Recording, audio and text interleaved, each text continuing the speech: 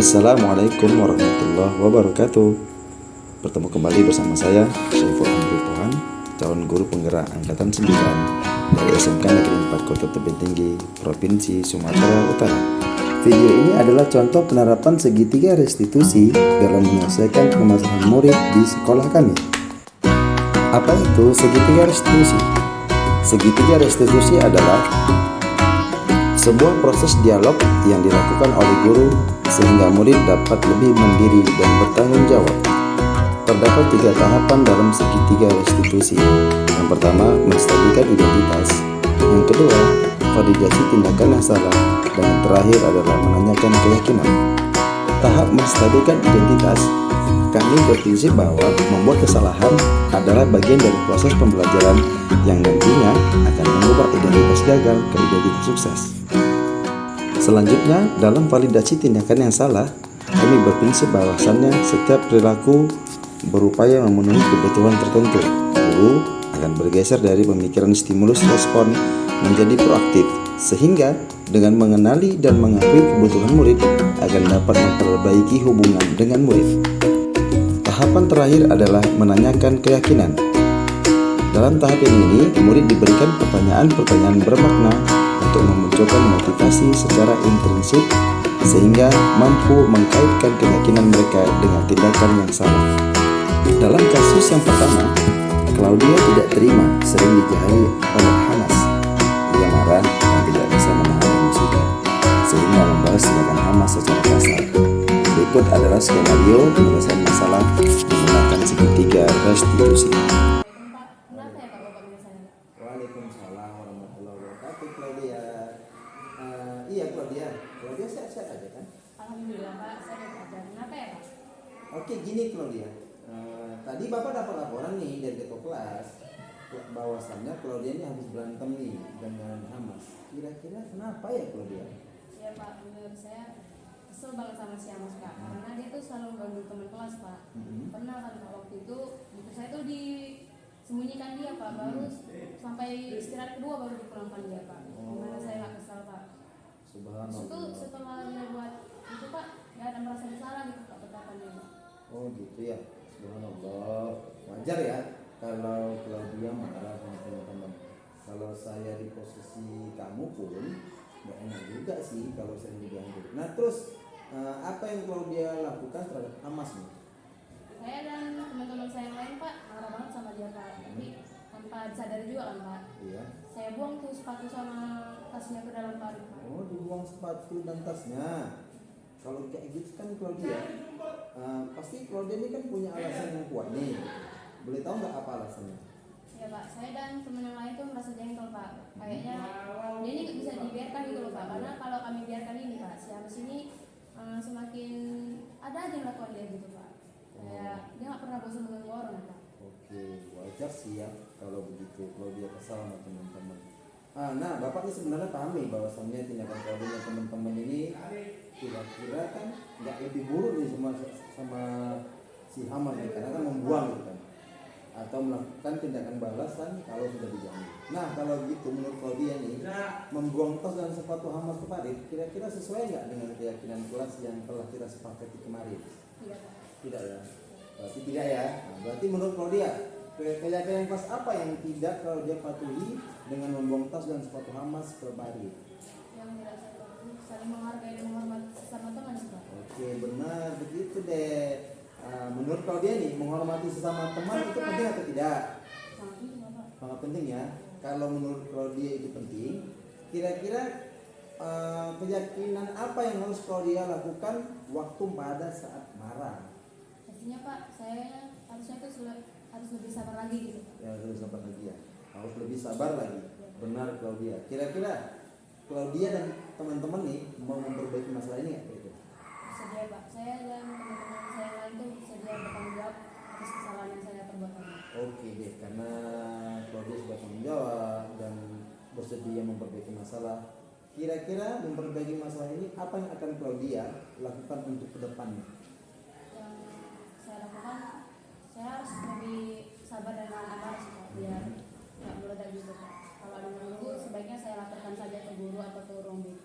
Oke, itu baru tindakan yang tepat. jadi kalau dia lain kali kalau ada teman yang jahil, mengganggu, dan teman-teman yang usil, jangan langsung ngamuk, langsung marah, laporkan aja mereka ke guru, wali kelas, atau kalau bisa ke guru BP. Nah, karena masalah ini sudah selesai kan, jadi kalau dia nih boleh nih kembali ke kelas. Jangan lupa nih, tetap semangat dan perbanyak senyum. Dan satu lagi, ingatkan, jangan ulangi lagi ya. Oke.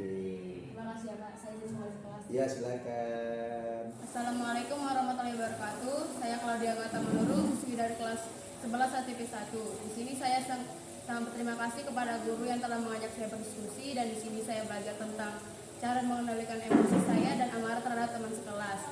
Dan saya belajar untuk banyak menghormati dan lebih bersabar lagi menghadapi orang-orang di sekitar saya. Sekian dari saya. Wabillahi taufiq wal hidayah. Wassalamualaikum warahmatullahi wabarakatuh. Kasus kedua, Gunawan sering datang terlambat dalam 1 bulan terakhir ini, sehingga banyak pelajaran awal yang tertinggal. Berikut adalah skenario penyelesaian masalah dengan menggunakan segitiga restitusi. Assalamualaikum Pak, selamat siang. Waalaikumsalam warahmatullahi wabarakatuh. Sehat, Gun? Sehat Pak. Gini, Gun. Bapak dapat laporan nih dari guru BP kalau Gunawan nih beberapa kali datang terlambat ke sekolah. Kira-kira sudah berapa kali nih Gunawan datang terlambat ke sekolah bulan ini? Kalau tentang keadilan itu udah 5 kali lah Pak tidak datang. Iya, sudah 5 kali Gun ya. Kira-kira gini Gun, menurut Gunawan kalau datang terlambat ke sekolah itu dan sering tidak dapat pelajaran pertama, itu kesalahan atau bukan? Ya kesalahan sih Pak. Oke, baik. Karena Gunawan sudah mengakui melakukan kesalahan, dan sebenarnya kan setiap orang tuh pasti pernah melakukan kesalahan. Yang penting sekarang bagaimana nih kita belajar dari kesalahan yang kita lakukan dan berusaha untuk memperbaikinya. Oke, kira-kira Gunawan ini di dalam sebulan ini kan sudah 5 kali terlambat datang tuh. Pasti Gunawan punya alasan dong, ya kan? Bapak mau tahu nih kira-kira apa alasannya? Akhir-akhir ini saya sering begadang sih Pak, karena main HP, main game gitu kan Pak. Kadang sampai jam 2, sampai jam 3 pagi baru tidur, jadi kesiangan Pak, jadi terlambat datang ke sekolah Pak. Oke, kalau begitu Gunawan, kira-kira masih ingat nggak tentang keyakinan kelas kita yang kemarin di awal pembelajaran kita selalu sepakati kesepakatan kelasnya kemarin? Kira-kira Masih ingat sih Pak. masih ingat ya? Masih Pak? ingat. Oke. Nah, kalau misalnya gini Gun, kalau datang terlambat itu sudah sesuai atau belum dengan keyakinan kelas yang kita sepakati kemarin? Tidak sih Pak. Tidak ya? Kalau gitu, menurut Gunawan, keyakinan kelas yang Gunawan telah langgar itu apa? Yang telah dilanggar sih disiplinnya Pak. Disiplinnya. Kalau gitu, menurut Gunawan,